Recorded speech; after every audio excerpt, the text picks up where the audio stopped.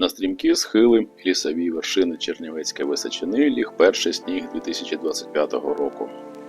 Сосни на західному схилі гори Черешенька виглядають ніби якісь декорації до різдвяного спектаклю.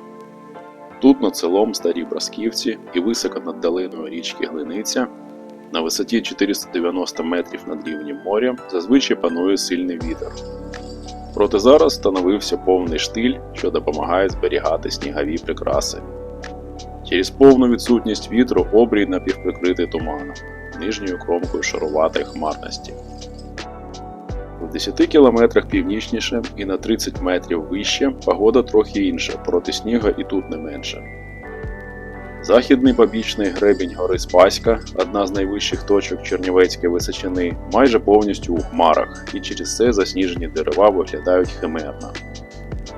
А утворення паморозів на деревах продовжується через кристалізацію інею з переохолодженого туману.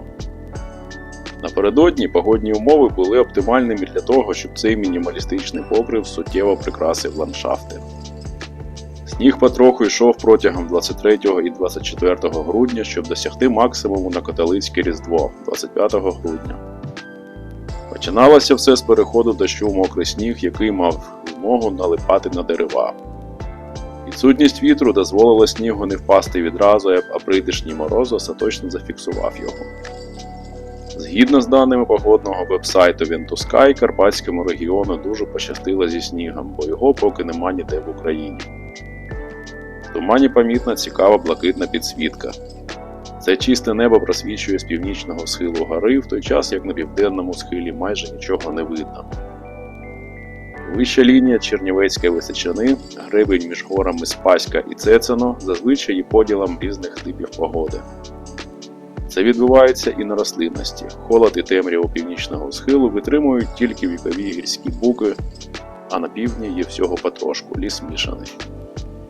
Через суворі дощі і вітер гребінь набув досить ерозійних форм і продовжує активно руйнуватися. Схилова ерозія оголила розгалуджені кореневі системи боків, ілюструючи, наскільки чіпко вони тримають схили.